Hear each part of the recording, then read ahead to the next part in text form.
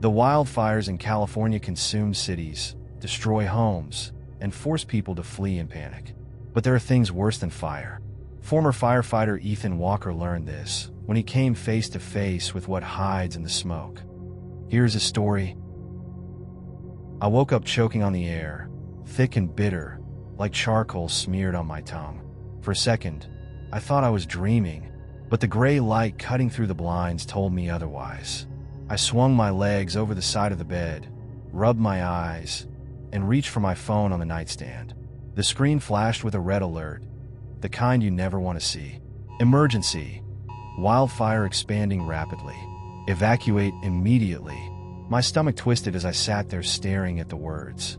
The cabin had always felt safe, perched on the edge of this dense patch of forest, miles away from the chaos of city life. I'd come here to leave everything behind. The memories of the firehouse, the screaming sirens, and the one blaze I couldn't outrun. I stepped outside, barefoot, the dirt cold beneath my feet. The air was heavy with smoke, and ash floated lazily from the sky, dusting the tops of trees. Looking west, I could see it, a sinister plume rising on the horizon, dark as thunderclouds. The fire was still miles off, but it was moving fast. Too fast. I didn't need to think twice. Years as a firefighter taught me how quickly things could spiral. I grabbed my pre-packed duffel from the closet. Water, first aid, flashlight, protein bars. It felt like muscle memory, packing for disaster. The animals were the first sign something was seriously wrong. As I loaded my truck, a herd of deer bolted past the driveway, their eyes wild with fear. A black bear followed, lumbering through the underbrush, ignoring me entirely. Every creature, big or small, seemed to be fleeing in the same direction. I muttered a curse under my breath and climbed into the driver's seat. The truck groaned as I turned the key, but the engine finally roared to life. Pulling out onto the road, I could feel the heat, even with the windows rolled up. It didn't take long to see the worst of it. Around the next bend, the road was a graveyard of abandoned cars, all left in a panic. Some had their doors flung open, belongings scattered around as if people had just dropped everything and run. I turned off the engine and sat there for a moment, listening. The distant roar of the fire echoed in the stillness, but then something else caught my attention, a sound that didn't belong. A voice, a woman's voice, faint but unmistakable. "Help, please." I got out of the truck, hesitating for just a second. My gut told me to stay put, but I couldn't ignore the sound. I grabbed a flashlight and headed toward the voice, pushing through the brush. That's when I found the SUV. It was overturned, its windshield shattered, and had crumpled like it had collided with something massive. Smoke curled from under the hood, but the fire wasn't the cause of the crash. At least, not directly. Inside, a woman lay slumped against the steering wheel. Blood matted her blonde hair, trickling down her temple. "Pain," I called out, stepping closer. "Can you hear me?" She stirred, her eyes fluttering open. No, it's not safe," she mumbled. Her voice was barely a whisper. "It's okay," I said, crouching beside the wreck. "I'm gonna get you out of here." Her head snapped toward me, and for a moment, her eyes locked on mine, wide and terrified. "It's in the smoke," she rasped. "It's out there, watching." "What's out there?" I asked, glancing around the eerie stillness of the forest. She didn't answer, just stared past me into the trees. Her lips moved, but no sound came out. I followed her gaze, but there was nothing, just shadows and the ever-present haze of smoke. A chill ran down my spine. That's when I heard it, a faint whisper, carried on the breeze. Not the fire, not the wind, something else. The whisper lingered in the air, curling around me like the smoke. At first, I thought it was just a fire, the way the wind sometimes makes it sound alive. But this was different. The voice was low, almost melodic, like someone calling from far away. I shook it off. The woman needed help, and my instincts kicked in. I yanked the door of the SUV, but it was jammed. The heat from the nearby fire had warped the metal. I grabbed a branch from the ground and wedged it into the gap. After some struggling, the door gave way with a screech that echoed through the woods. "Can you move?" I asked, reaching in to check her pulse. Her skin was clammy, but warm, probably shock, maybe dehydration. I think so, she murmured, wincing as she shifted in her seat. Her leg was twisted awkwardly, but it didn't look broken. She must have hit her head hard during the crash because her gaze kept darting past me, back toward the smoke. Look at me, I said, steady but firm. We need to move. The fire's coming, and if we stay here, we won't make it. She nodded weakly, letting me help her out of the car. Her movements were stiff, her breathing shallow. I threw her arm over my shoulder, and we started toward the road, her weight leaning heavily on me. The whispers came again. This time, I knew I wasn't imagining it. The sound didn't belong. It was too deliberate, too human. And it was closer. What is that? I asked, glancing over my shoulder. The woman's grip on me tightened. I told you, she whispered. It's in the smoke. What is? I demanded, my voice rising. What did you see? She shook her head. You wouldn't believe me. The road ahead was still blocked, the line of abandoned cars stretching out like a barricade. Smoke was rolling in thicker now, reducing visibility to just a few feet.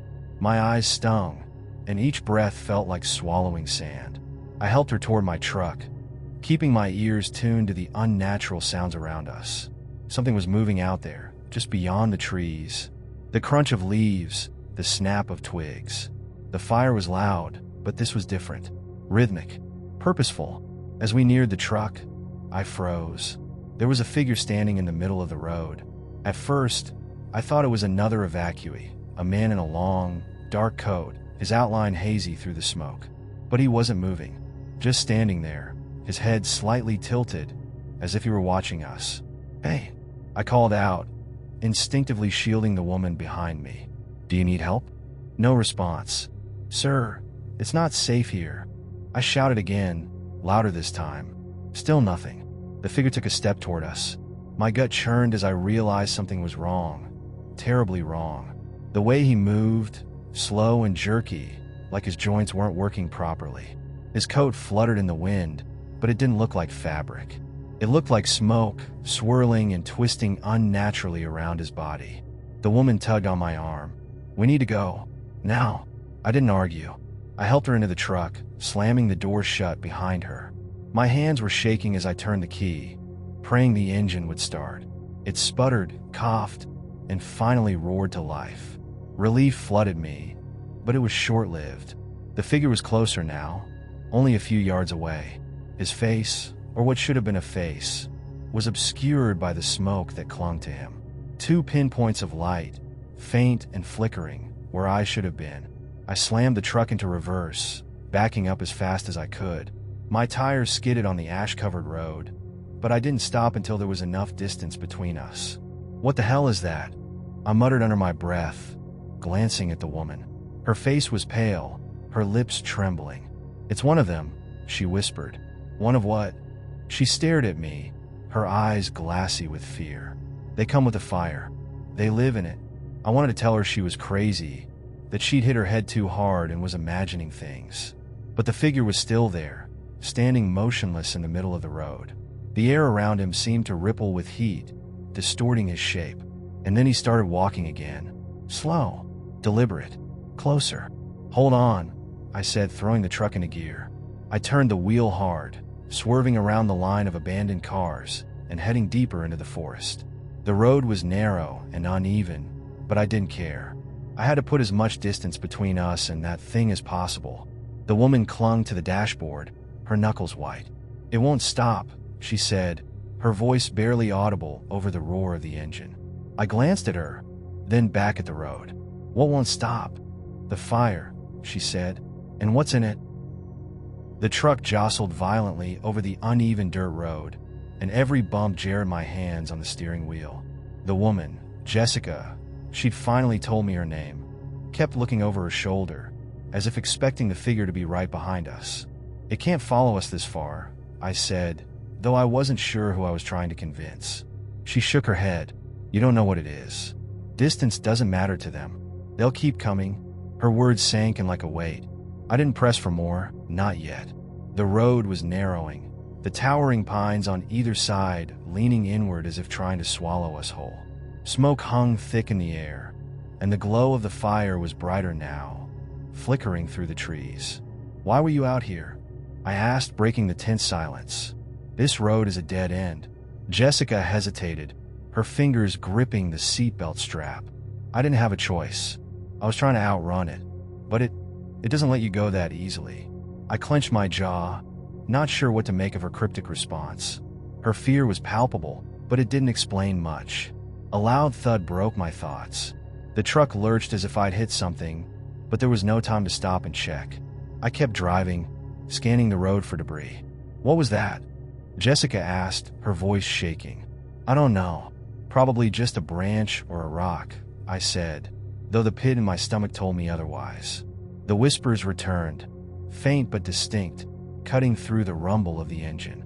They didn't come from outside the truck, they were inside. "What's that sound?" Jessica's voice cracked. I glanced at her, my heart hammering. "You hear it too?" She nodded, her eyes wide. The whispers grew louder, a soft chorus of overlapping voices. They weren't words exactly, more like the suggestion of words, familiar and haunting. Then I heard it clearly, a voice I hadn't heard in years. "Daddy." I slammed on the brakes. The truck skidded to a stop, throwing a cloud of dust into the air. "What are you doing?" Jessica shouted, gripping the dashboard. "Did you hear that?" I asked, my voice barely above a whisper. "Hear what?" "A child. She called me." My throat tightened. I couldn't even say it out loud. "No," Jessica's voice was firm, cutting through my confusion. "That's not real. Whatever you're hearing, it's them." I stared out the windshield, my hands still gripping the wheel. The smoke had thickened, curling in tendrils around the trees like fingers. For a moment, I thought I saw a shape moving through it, small and delicate, like a child's silhouette. "Daddy." The voice came again, softer this time. I threw the truck into reverse, my knuckles white as I slammed the gas. The engine roared, and the truck shot backward until we were a good distance away from whatever was out there. Jessica grabbed my arm, her nails digging into my skin. "Don't stop. Don't listen. That's what they want." I shook my head, trying to clear it. My daughter was gone. Years gone. This couldn't be her. It couldn't be real. But the whispers didn't stop. They grew louder, angrier. "Ethan." The sound of my name nearly sent me into a panic. I gritted my teeth and forced myself to focus on the road, but every inch of me wanted to turn back, to see if she was really there. Jessica was trembling beside me. "They'll use your memories," she said, her voice tight. "Your worst fears. Whatever it takes to keep you in the fire." "How do you know that?" I demanded. "Because I've seen it," she said, barely audible. "I've seen what happens if you let them in." I didn't press her further. I couldn't. Ahead, the road opened into a clearing. At its center was what looked like an old campsite. Charred remains of tents, blackened furniture, and melted coolers strewn about. The ground was scorched, as if the fire had swept through here weeks ago, but there was something off. "No bodies," I muttered. Jessica turned to me, her face pale. "What? Where are the people? If this was a camp, there should be." I stopped myself. She didn't answer. Her eyes scanned the clearing, and I saw the realization sink in. The truck rolled to a stop, and I killed the engine. The silence was deafening, save for the distant crackle of the fire. I stepped out cautiously, my boots crunching on the blackened ground. The air felt different here, heavier, oppressive. Jessica stayed in the truck, but I could see her watching me, her eyes darting nervously between me and the surrounding trees. As I approached the ruins, I noticed something carved into the charred remains of a wooden post. At first, it looked like scratches, but as I leaned closer, the marks took shape, long, jagged claw marks, deep enough to splinter the wood. My breath caught in my throat. Behind me, Jessica screamed. Jessica's scream jolted me like a lightning strike. I spun around, my heart hammering in my chest. She was still in the truck, pointing frantically toward the tree line. Her face was pale, her hands shaking. "It's here," she yelled, her voice cracking. I didn't need her to explain. I saw it too. At the edge of the clearing, the smoke twisted unnaturally, thickening into a shape, a tall, angular figure barely distinguishable from the haze around it. Its form flickered in and out, as though it wasn't fully there, its limbs stretched impossibly long. My stomach knotted as it began to move. The thing didn't walk. It flowed, like liquid smoke spilling forward, silent except for the faint whispering that surrounded it. "Get down!" I shouted to Jessica, rushing back toward the truck. The creature paused, its head, or what passed for a head, tilted toward me. The pinpricks of light where its eyes should have been locked onto mine. I felt an overwhelming wave of nausea, like every muscle in my body wanted to give out. "Don't look at it!" Jessica screamed. I wrenched my gaze away and dove into the truck, slamming the door behind me. My hands fumbled for the keys, but my mind was reeling, clouded by the whispers that seemed to grow louder the closer the thing came. "They're not real," Jessica said through gritted teeth. "The voices, the memories, ignore them." The truck roared to life, snapping me out of my haze. The figure was closer now, only a few yards from the hood, its form twisting unnaturally in the smoke. I threw the truck into gear and slammed the gas. The tires spun on the ashy ground before finally catching, propelling us forward. "Hold on!" I yelled. The truck lurched as I veered back onto the dirt road, the creature vanishing into the smoky forest behind us. I gripped the wheel so tightly my knuckles ached, my eyes darting between the road and the mirrors, expecting to see it reappear at any second. Jessica was breathing hard, clutching the door with both hands. "It won't stop," she said, her voice trembling. "It doesn't stop until it takes what it wants." "What the hell is it?" I asked, my throat dry. She shook her head, her gaze fixed on the road ahead. "I don't know what they are. I just know they come with the fire. They use it, feed off it." My mind raced. I wanted to dismiss what she was saying as nonsense, a head injury messing with her perception. But what I'd just seen couldn't be explained away. "Is there more than one?" I asked, my voice quieter now. Jessica didn't answer right away. Finally, she whispered, "Yes." The word hit me like a punch. The road stretched ahead, narrowing again as we neared another patch of forest. The trees leaned over us, their blackened branches clawing at the sky. The glow of the fire was all around now, the smoke so thick it blurred the horizon. I tightened my grip on the wheel, forcing myself to focus. "Is there any way to stop them?" Jessica shook her head, her face pale. "The people I've seen try, they don't come back." That wasn't an answer I could live with. My mind churned, cycling through every bit of survival training I had, every experience as a firefighter. But nothing I knew could explain this, let alone stop it. The truck jolted as something slammed into it from the side. Jessica screamed, and I struggled to keep control of the wheel. "What was that?" she shouted. I didn't answer. My focus was on the road, but in the corner of my eye, I saw something moving outside the passenger window, another figure running alongside the truck. It wasn't like the first one. This one was smaller, faster. Its limbs bent at unnatural angles, its movements jerky, like a marionette pulled by invisible strings. It leapt toward the truck, its clawed hand scraping against the door. Jessica ducked, pressing herself against the seat, her breath coming in short, panicked gasps. "Hang on," I yelled, jerking the wheel to the side. The truck swerved, narrowly missing a tree, and the creature fell back, disappearing into the smoke. The whispers grew louder again, filling the cab with a cacophony of overlapping voices. "Ethan," one of them said, clear as day. It wasn't just a voice. It was her voice, my daughter's. "Daddy, why are you leaving me?" I clenched my teeth, trying to drown it out. My vision blurred and my chest tightened. "Ethan." Jessica grabbed my arm, snapping me out of the daze. "Don't listen to it." The truck hit a bump, and I swerved, narrowly avoiding a crash. I shook my head, trying to focus. "They're in your head," Jessica said, her voice desperate. "That's how they work. They use your pain, your memories. You can't let them in."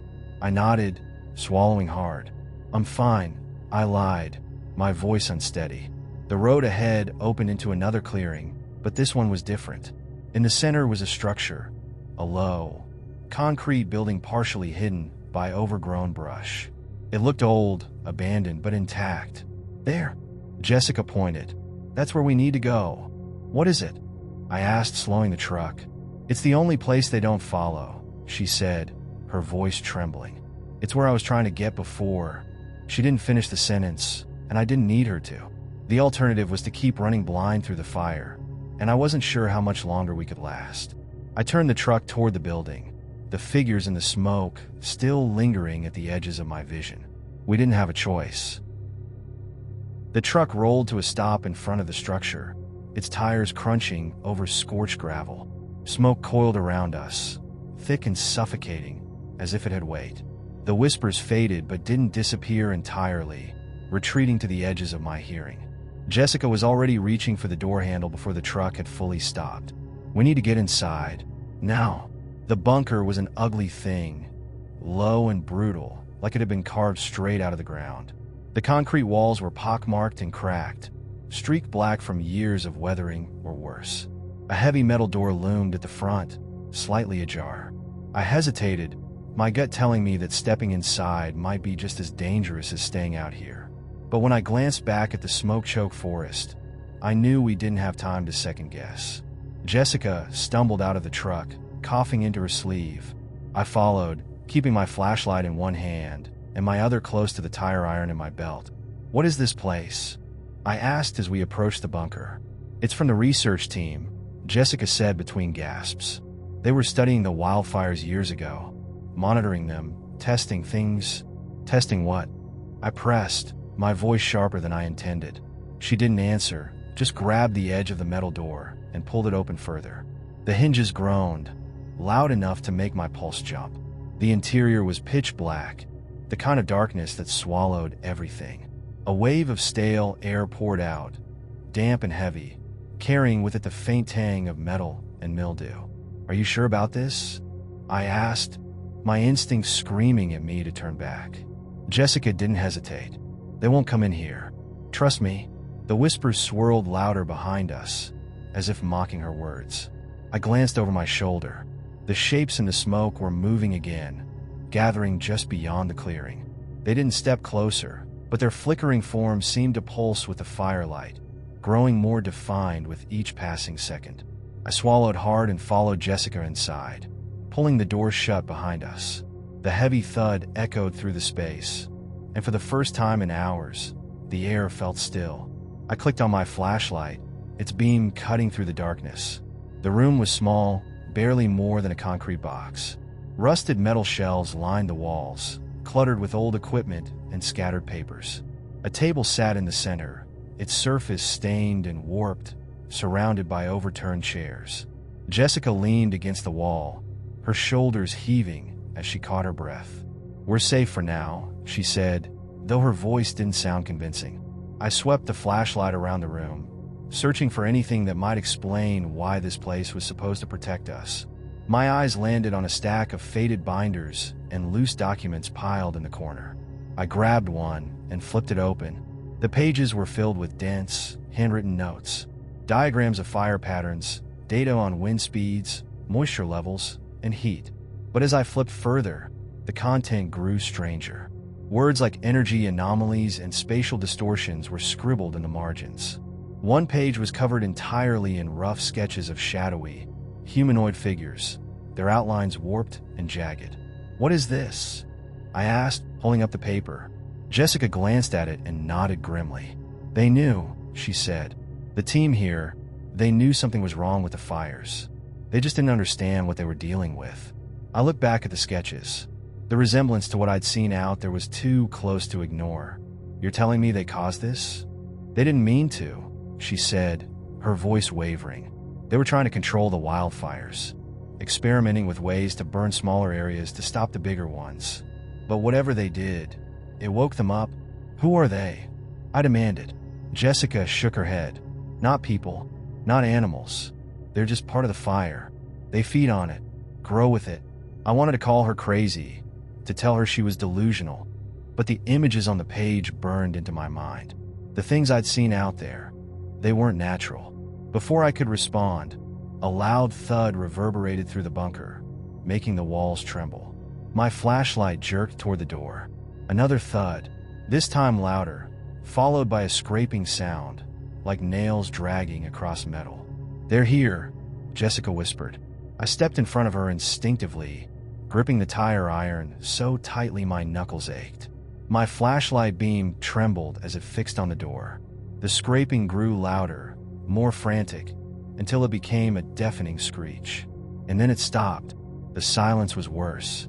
"Ethan," Jessica's voice was barely a breath. I turned, following her wide-eyed gaze to the far corner of the room. The smoke was inside. Thin tendrils of it curled through a crack in the wall, snaking toward us like living things. "Run," Jessica said, her voice breaking, but there was nowhere to go. The smoke slithered in with a purpose, crawling across the floor in slow, deliberate tendrils. The flashlight beam barely seemed to touch it, the light swallowed by its curling gray mass. Jessica was frozen, pressed against the wall, her breath coming in short, panicked gasps. "Stay behind me," I said, though I wasn't sure what good that would do. My hands shook as I raised the tire iron. The whispers started again, faint but growing, like the murmur of a crowd just out of sight. They weren't coming from the tendrils, they were coming from everywhere. The walls, the air, even my own head. "Ethan." The voice stopped me cold. It was her again, my daughter. Her voice was clear, cutting through the noise like a knife. "Daddy, help me." My grip on the tire iron faltered. My chest tightened as memories I'd worked so hard to bury surged to the surface. The smell of her hair, the sound of her laugh. The day I failed her. The smoke reacted, thickening, spreading faster now. It was feeding off me, off my hesitation. I shook my head, trying to clear it, but the voice came again. "Why did you leave me, Daddy?" I felt my knees weaken, my resolve slipping. "Ethan." Jessica's shout cut through the haze. Her hand clamped onto my arm, yanking me back. "It's not real. Don't listen to it." The spell broke. My grip tightened on the tire iron, and I forced myself to focus. The tendrils were no longer creeping. They were surging, coiling toward us like snakes. One lashed out, striking the ground near my feet. I swung the tire iron instinctively, the metal cutting through the smoke with a hiss. Jessica grabbed a rusted metal chair and swung it wildly, slamming it into another tendril as it reached for her. The smoke recoiled but didn't stop. It thickened, pooling in the center of the room. "Get to the door," I shouted, moving to cover her as she stumbled toward the bunker's entrance. "I thought they couldn't come in here," I yelled over the rising noise. "They couldn't before," she cried, panic rising in her voice. "Something's changed." I didn't have time to ask what. The smoke was no longer just smoke. It was rising, taking shape. Long limbs, jagged edges, and the faint glow of those terrible pinpricks of light where eyes should have been. The first shadow emerged fully, its form shifting and flickering like a flame. It didn't move like a person. It didn't move like anything I'd ever seen. It flowed, its limbs stretching and bending unnaturally as it advanced on us. I swung the tire iron again, aiming for its center. It passed through, meeting no resistance, but the thing paused, as if stunned. I swung again and again, each strike driving it back an inch at most. Behind me, Jessica wrestled with the bunker door. The hinges groaned, resisting her frantic attempts to force it open. "Hurry," I shouted, stepping back toward her as another shadow emerged from the smoke. This one was faster, darting along the walls like an animal. "I'm trying," Jessica yelled, throwing her shoulder against the door. The second shadow lunged. I turned just in time, swinging the tire iron in a wide arc. It hissed as it passed through the thing, and I felt an intense heat radiate from the strike. Jessica screamed. I turned to see a tendril of smoke coiling around her ankle, pulling her away from the door. She kicked at it, but it tightened, dragging her across the floor. "Ethan, help!" I ran toward her, dropping to my knees and swinging the tire iron down on the tendril. It dispersed in a burst of smoke, releasing her, but the thing reformed almost instantly, reaching for her again.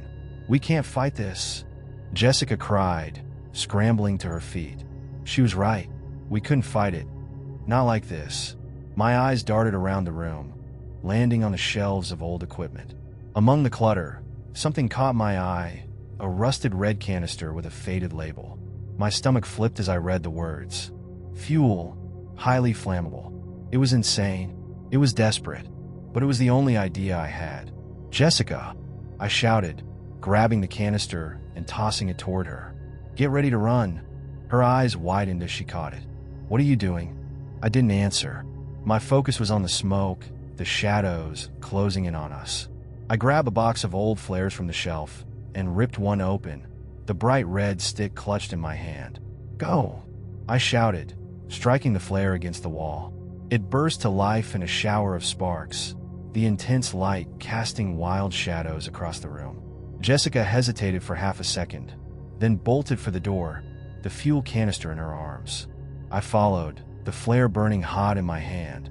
The shadows recoiled from the light, writhing as the flames drove them back. I didn't stop to see how long it would hold them.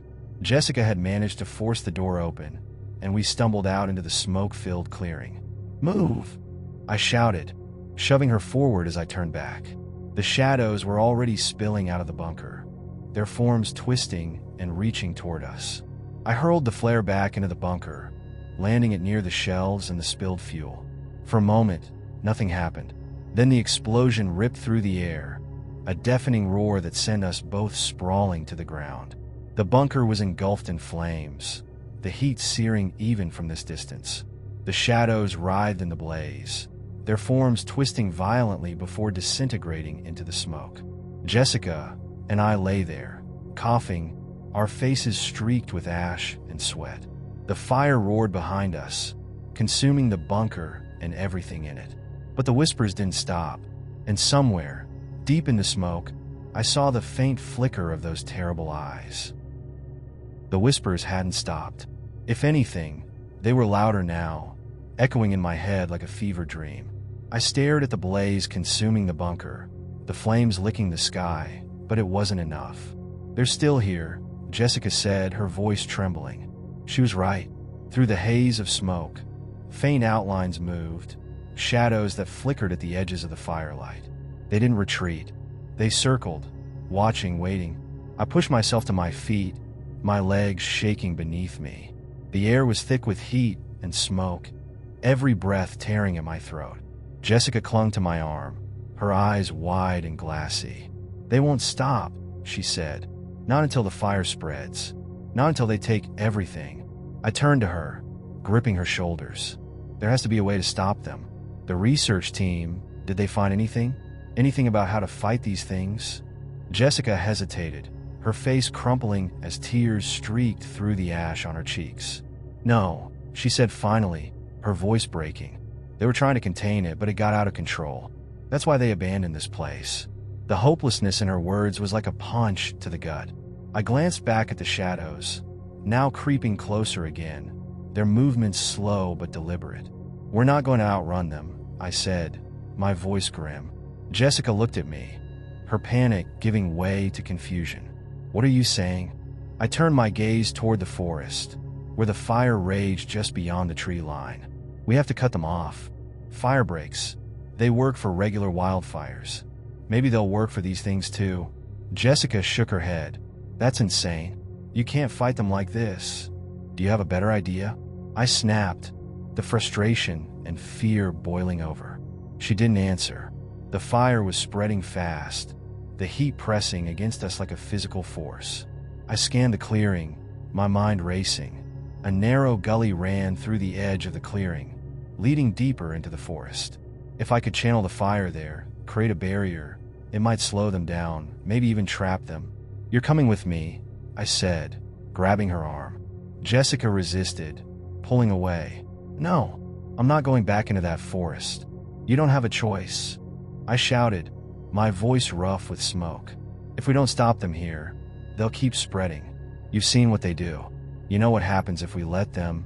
Her resolve cracked, and she nodded reluctantly. We ran toward the gully, our steps unsteady on the scorched ground. The fire loomed ahead, an unstoppable wall of orange and red, consuming everything in its path. "Help me find anything flammable," I said, scanning the ground for branches, debris, anything that could burn quickly. Jessica grabbed a fallen tree limb, and I found an old tarp near the edge of the clearing. Together, we piled everything into the gully, creating a makeshift barrier. The whispers were louder now, a cacophony of voices blending into a single, suffocating sound. Ethan. I froze as her voice came again. Not Jessica's. Hers. My daughter's. Daddy, don't leave me. I clenched my jaw, forcing myself to focus. The smoke swirled around us, and the shadows were closer now, their forms more defined. They moved like predators, circling their prey. Light it, Jessica yelled, snapping me back to the moment. I grabbed a match from the flare kit, my hands trembling as I struck it. The flame flared to life, and I pressed it to the tarp. It caught quickly, the fire roaring to life and racing through the debris pile. The shadows recoiled, their forms flickering as the flames spread. But they didn't retreat entirely. They lingered at the edges, watching, waiting. It's not enough, Jessica said, her voice filled with despair. She was right. The barrier slowed them, but it wasn't stopping them. They twisted through the smoke, their forms reforming, relentless. I need to draw them in, I said suddenly, the words leaving my mouth before I could think them through. Jessica's eyes widened. What? No, you can't. It's the only way, I said, cutting her off. They're drawn to us, to our memories, our pain. If I get them to focus on me, I can keep them inside the fire break. No. Jessica grabbed my arm, her grip like iron. You won't survive? I looked at her, forcing myself to meet her gaze. You need to make it out of here, I said quietly. You need to tell someone what's happening. They need to know. Her face crumpled, and for a moment, I thought she'd argue again. But then she nodded, tears spilling down her cheeks. I'll find help, she said, her voice trembling. I handed her the flashlight and the last of the water from my pack. Go. Don't stop until you're clear of the smoke. Jessica hesitated, then turned and ran, disappearing into the forest. I turned back to the fire break, gripping the tire iron tightly. The shadows were closing in, their forms shifting and writhing like living nightmares. The whispers grew louder, pressing into my skull like a vice. Come on, I muttered, stepping toward the flames. I'm right here. The shadows surged, their movements frenzied, as if sensing the challenge. I took a deep breath, the heat of the fire scorching my skin, and stepped into the inferno. The fire swallowed me whole. The heat was unbearable, blistering against my skin as I stepped deeper into the flames. The world around me blurred, consumed by a haze of orange and black. My lungs screamed with every breath, the air thick with smoke and ash. But I kept moving. The shadows followed. They surged through the inferno like predators, their forms twisting and snapping, flickering between shapes that shouldn't exist. The whispers were deafening now, drilling into my head with a cruel, deliberate rhythm. Ethan. Her voice came again, soft and pleading, cutting through the chaos. Why did you leave me? I stumbled, the weight of her words slamming into me like a physical blow. For a split second, I saw her, my little girl, standing just beyond the wall of fire. Her hair was the same, her smile bright and innocent. But it wasn't her. I clenched my fists, forcing myself to look away. You're not real, I muttered under my breath. You're not her. The shadow closest to me twisted violently, as if reacting to my defiance. Its form grew larger, more solid, the glowing pinpricks of its eyes fixed on me. Daddy. I gritted my teeth, raising the tire iron. Come on, you bastard, I growled, my voice hoarse. It lunged. I swung the tire iron with everything I had, the metal slicing through the thing's smoky form. It screeched, a sound that made my bones ache, but I didn't stop. I swung again and again, driving it back toward the fire break. The others were closing in, circling me like wolves. Their shapes shifted constantly, their limbs elongating, their edges flickering like dying flames. I had to keep them inside the barrier. I had to make sure they didn't escape. The flames roared higher, licking at the edges of the clearing. My plan was working, but it wouldn't hold them forever. One of the shadows darted toward the edge of the fire break, its movements faster than I could track. I turned, desperate, but another slammed into me from behind, knocking me to the ground. I hit the dirt hard, the air driven from my lungs. The whispers surged, louder now, filling my head with a cacophony of voices. Stay with us. You can't leave. We are the fire. I clawed at the ground, struggling to rise as the shadows loomed over me. The heat was suffocating, pressing down on me like a weight. And then I remembered the flare. My hand shot to my belt, fumbling for the last one. My fingers closed around the rough cylinder, and I struck it against the ground. The flare ignited with a blinding burst of light. The shadows recoiled, screeching as the red glow illuminated the clearing. I swung the flare wildly, forcing them back into the fire. The flames surged higher, feeding on the debris, roaring like a living thing. "You want me?" I shouted, my voice raw. "Here I am." The largest shadow surged toward me, its form stretching impossibly wide, consuming everything in its path. Its eyes burned brighter, fixed on me like twin suns. I didn't run. I planted my feet, holding the flare high as the thing descended. The heat was unbearable now, the flames licking at my boots, but I stood my ground. "Come on," I whispered, my voice trembling. The shadow lunged, and I thrust the flare forward, driving it straight into the thing's center. For a moment, everything was silent. Then the shadow exploded into a burst of smoke and fire, its form disintegrating as the flames consumed it.